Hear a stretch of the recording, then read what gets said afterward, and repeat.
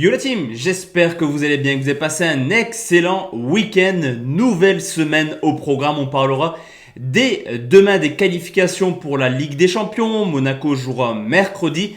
Demain, on s'attarde sur 3 rencontres forcément différentes. Ferencváros qui reçoit Berne, Ludogorets qui reçoit Malmö et surtout le choc au sommet de ces qualifs avec Donetsk Monaco. C'est le Benfica de Lisbonne qui se déplace au PSV. Juste avant de parler pronostics, le petit rituel, le petit pouce bleu, n'hésitez pas à nous rejoindre sur tous les réseaux sociaux. Quasiment 2000 sur mon canal Telegram, j'espère réellement passer la barre rapidement. Et également plus de 33 000 membres pronostiqueurs comme vous sur le canal Telegram de la team Parieur. Concernant le bilan de ce qu'il s'est passé hier, c'est un petit peu à l'image du week-end, c'est pas extraordinaire, c'est pas déconnant. 3 pronostics donnés, 2 pronostics conseils. On fait 1 sur 2 en validant les 2 équipes marques entre l'AS Rome et la Fiorentina. On passe à un petit but de valider le plus de 2,5 entre Southampton et Manchester United. Et concernant la gestion de BK sécurisée, vous le savez, c'est vraiment le point fort de la chaîne.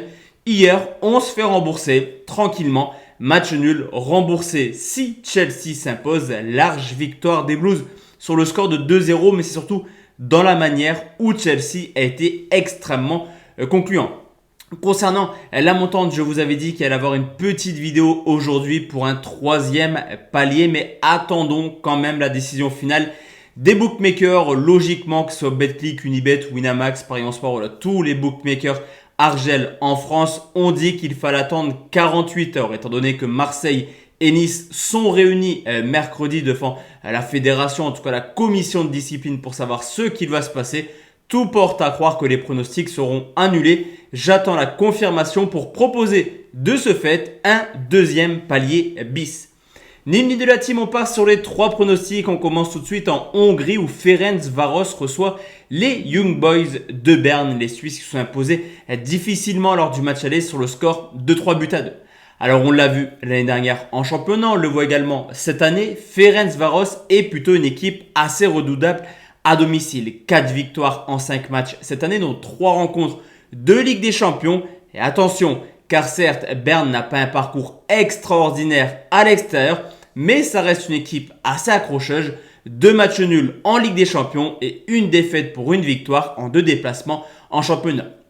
Au niveau de l'état de forme, Ferencváros est plutôt impressionnant, un petit peu comme l'année dernière où ils ont joué la Ligue des Champions. On les voit passer les tour après tour, justement en sortant lors de l'édition précédente le Slavia Prague, tout de même en s'imposant en match aller, et c'est également 0 but encaissé en 3 matchs de C1 à domicile.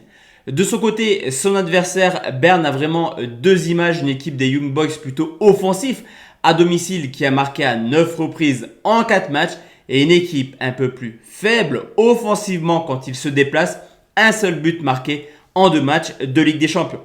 Lors du match aller, je vous l'ai dit, Ferencváros s'est incliné sur le score de 3-2. On avait d'ailleurs eu bon au pronostic où j'étais parti sur un plus de 2,5 buts. Cependant, on le voit à chaque tour de qualification, Berne a un jeu plutôt défensif à l'extérieur. Et je pense que Ferencváros fera tout pour essayer de ne pas encaisser le premier but.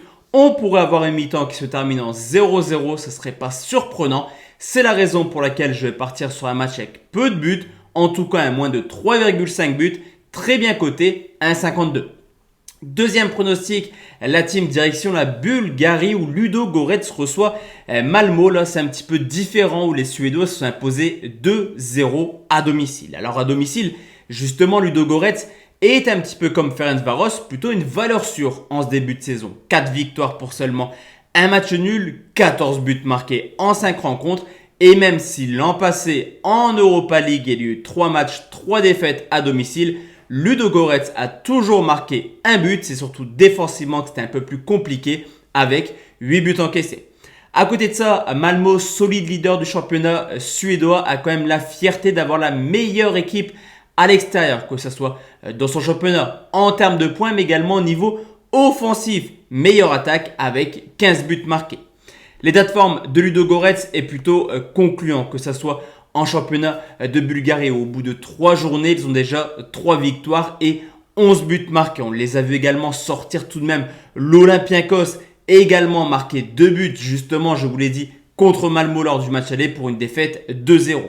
De son côté, Malmo enchaîne les excellentes prestations, large victoire ce week-end 3-0 en championnat qui leur permet d'être toujours solide leader du championnat. Une équipe qui a seulement une petite rencontre de la Ligue des Champions, eux qui ont brillamment sorti lors des tours précédents, Helsinki et surtout les Glasgow Rangers, l'une sans doute des meilleures équipes en Europa League cette année. Cette fois-ci, je pense que le match sera un peu plus ouvert que lors de la rencontre entre Ferencváros et les Young Boys de Berne. Et je pense que cette fois-ci, on verra du but. Les deux équipes marquent, c'est coté à 1,56.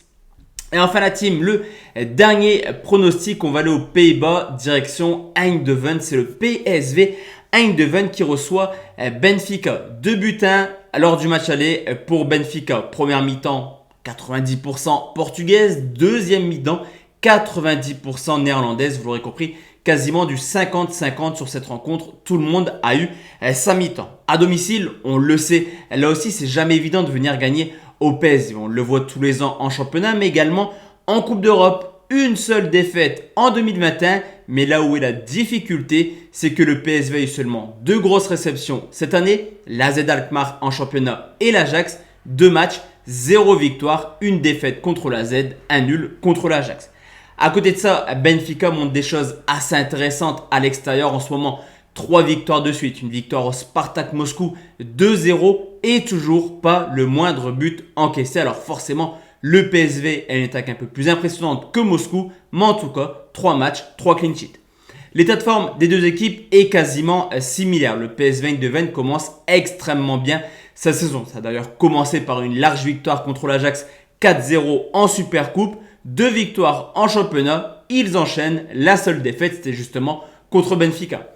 De son côté, Benfica n'a toujours pas perdu le moindre match. Pire que ça, ils n'ont enchaîné que des victoires. 6 victoires de suite pour les Portugais qui ont clairement des ambitions avec l'arrivée de Rui Costa.